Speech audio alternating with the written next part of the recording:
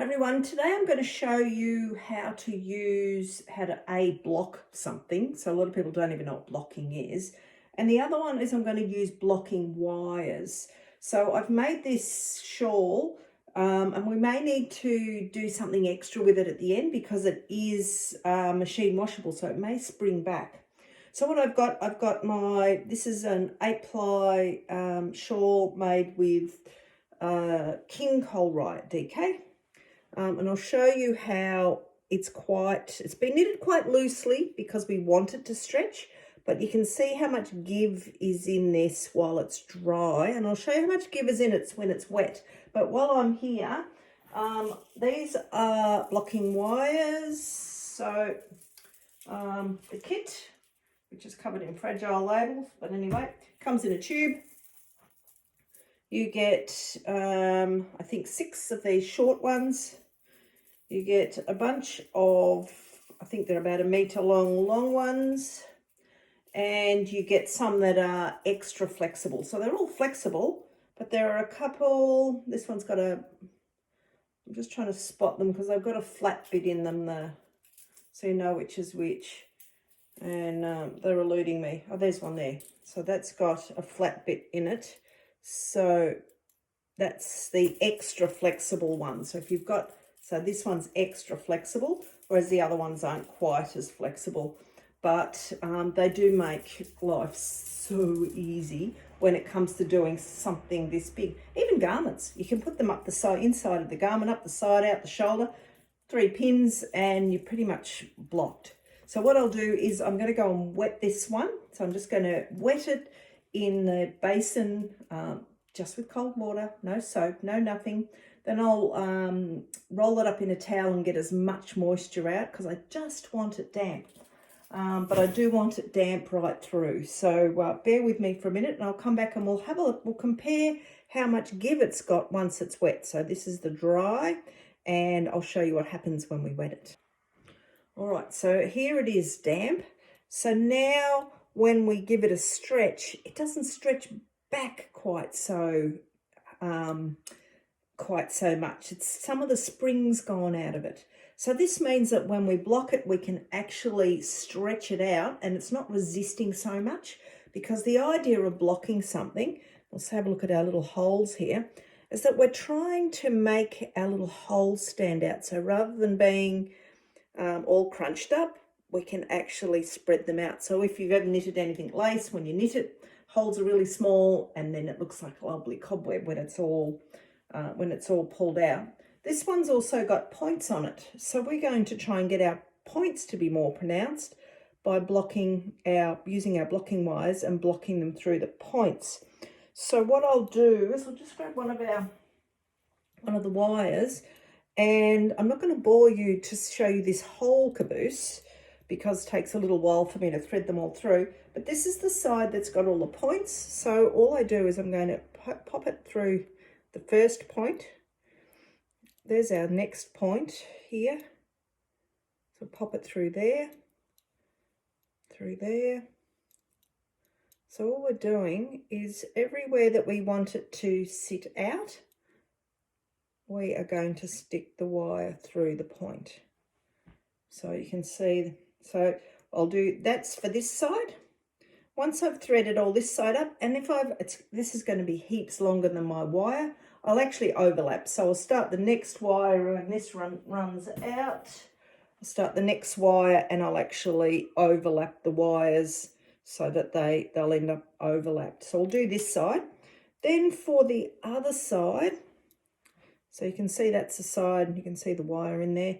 This side I'll start in the same spot, but I'm just going to weave it through about every 2 centimeters. I'm just going to in, out. And same thing when I run out of wire. And I don't want to be too close to the edge because I don't want to pull the threads out, because we're actually going to put quite a bit of tension on this. So I'm just going to thread in, out, all the way along this one. And this is 3-sided. So the third side, hold on while I just pull it up. Our last side, that's our last side. It's a flat side. So same thing with that one. I will just in, out about every 2 centimeters. on that third side. So allow me to come back in a minute when I've sat down and threaded all these up. Then we'll lay them out and I'll show you what happens next. Okay, I've got this on the carpet. My favourite place to block something out is on the carpet because you can stick the pin in and it'll stay secure. But I have got a sheet underneath it, so this will stop us transferring any dye just in case, because we have put something, it is wet, but it'll also stop the item from sucking anything up out of the carpet. So this is a single bed sheet, so you can see it's quite big, and this isn't stretched. I've just stuck the wires through, and you can see I've left a little bit of the wires sticking out, and that's because as we pull the shawl out, it's going to take up more wire. So you can see this this bottom, I've just gone through the points, and the other side's about every 2 centimetres. I've gone in, out, in, out, in, out. So I'm just going to pop a couple of pins in. So in reality, each wire only needs about 3 pins, one each end and one in the middle, to pull it out. Now I don't have a cameraman, so we'll probably do a bit of stop motion from here. Just bear with me while I pop some pins in, and we'll talk through that. Okay, so the blocking wires do come with T-pins. I have no idea where they are. So we're just going to use regular pins, and we just pop it behind the wire just to stop it from moving, and I'll angle it out a bit so that the wire doesn't pop over it. And I've just anchored this end wire like that. So now this is the one that's got the points. So if we pull this down, put a pin in here, you can see that's a little bit out of shape. So this pin, we may have to put a pin in this point just so that it's not so out of shape. But maybe this wire needs to not be finished here because that's the end. Let me just move this out of here. And I'm working one-handed. So let's pop a pin in here. Anchor this one. See what happens now if we grab another pin and I pull this down and I anchor that one, so you can see that we've got that pulled down there. So I'm going to go up this side here. I'm going to pull this out now. Got a fair bit of tension because it's the first pin. So we've pulled that out. You can see it's got a lump in it where we've actually pulled it out, and you can see the holes opening up. So we'll pop a couple more up here. Pop one up here.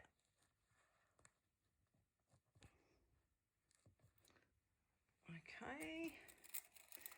And one up this very pointy end. We'll see if we can pull this out a bit. I think I missed. So what I'll do is I'll start putting the pins in and pulling it all out and then adjusting it, and I'll come back to it in a minute. Okay, so I'm at the pointy end. I see the big long crescent, which has still got a bump. I need to go back and have another go at that. But this edge here, I've put about 6 pins along there, and that's all held out. So once that one's done, then I can start pulling this one out. So you can actually see that we can pin it out quite a reasonable distance. Let's grab another pin, pull this one out. So you can see how our points, I just need a bit more angle there. So you can see how our points pull out without too much effort. So that's looking pretty reasonable. You can see there's a bit of a bump up there.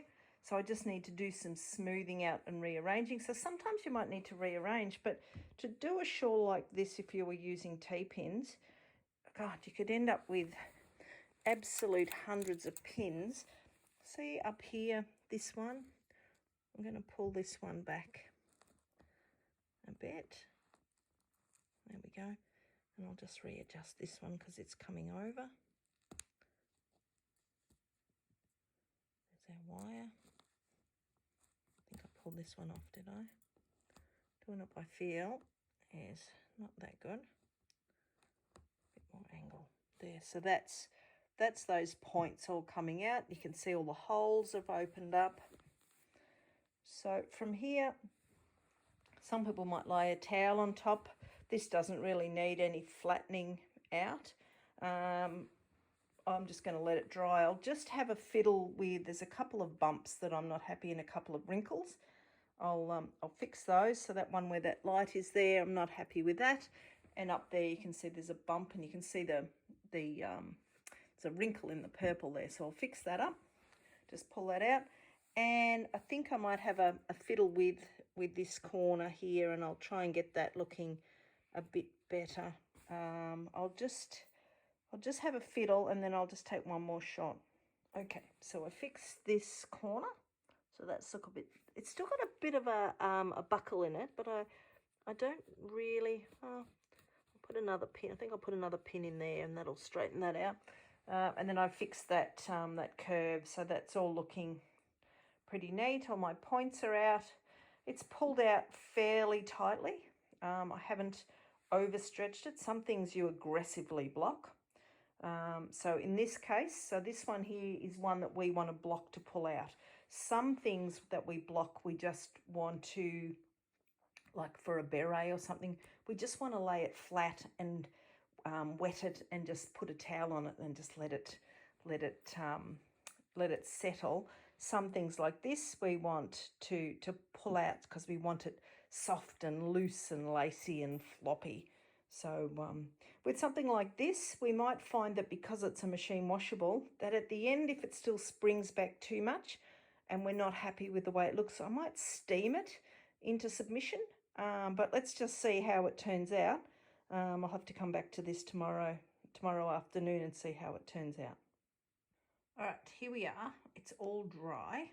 I'm going to set the my iPad up on the tripod, and then we'll have a look and see how much spring is in this, how much it's sprung back, and we'll decide whether we need to steam it or whether it's held its shape without any steaming. So just hang on and I'll reset this iPad. Okay, we're set up at floor level. So unfortunately, this is as best as I can do with a video, and I'm down on my hands and knees. So the aim of the game here is that when we let it off the wires, or if you're only using pins, that it doesn't shrink back to where it came from. And we saw how springy it was at the start, and what we're aiming is that we want the holes in it to stay out and for it to stay lovely and soft and loose. And we've knitted this one particularly loose because we want it to stay out and be nice and soft. So let's just let these wires off. Oh yeah, that's not springing back too much. That's good. Yeah, that's great. Look at that. Beautiful. So hardly any spring back, which is exactly what we're looking for. If we had a lot of spring back, I'll just pull the wires out. This is why I like the wires. Look at that. We just about got it out. The idea of the wires is that very, very little effort to get it to block, and very little effort to get it out of the blocking. And it's a lot of easy adjustment. I'll just bear with me while I pull this completely off. It's not very glamorous, I'm sorry. It's very hard when you don't have a cameraman, and the tripod I was going to use, I couldn't get the iPad to face down without it kept falling off. So this is what we have. I know I'm out of shot, but you know, never was professional at this. All right, so we have it off, and I think I've got all the pins out of it. I thought there was one more pin, but I'll find that later, no doubt. Okay, so what we've got, look at that, how beautiful that looks. And it's nice. It's still got squish in it. It's not flat, but it hasn't sprung back, and we can see how beautiful the definition of all the points are and all the holes. So I'd say that was a success. If we undid this off the wires and we found that it shrunk back really quick, and this is this is what happens with things that are superwash or machine washable, is that they're designed to keep their shape.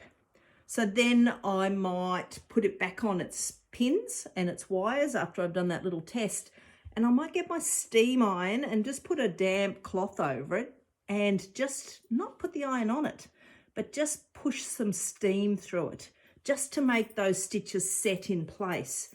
If you press something, so you actually put the iron on it, you'll end up flattening the definition out of it, and you'll end up with, instead of something beautiful which still has spring in it, you end up with like a limp dish rag kind of thing. So this particular yarn is only 30% wool and 70% acrylic. So I truly did not expect this result. I thought with the acrylic in it, and the fact that it's machine washable, that we wouldn't get this result. So it's always a surprise when you block something. I will put this on and we'll have a look and see how it sits on, because it is rather large. The blue sheet that we're working on here is a single bed sheet, so it's quite a substantial size shawl. So just bear with me, and I'll model it. Just a second. It's gorgeous. Look at that. Perfect size. So you could wrap it around twice if you wanted to. But yeah, it's absolutely gorgeous. I'm really, really happy with that.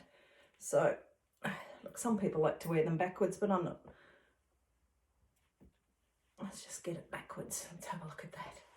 That's still really nice worn that way. So actually I reckon put it on the opposite way, so that these beautiful points are at the front. So let's try it this other way.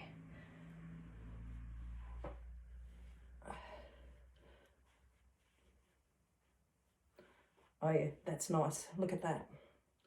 That's gorgeous. Woohoo, a winner. Okay, hopefully you got something out of this little blocking video, and understand why we block things. We did have a close look at this when it was before we started, and all these little holes were all pulled tight, and now they're just sitting out beautiful and loose, but our garment hasn't lost its spring. So that's it. Thank you, everyone. Bye.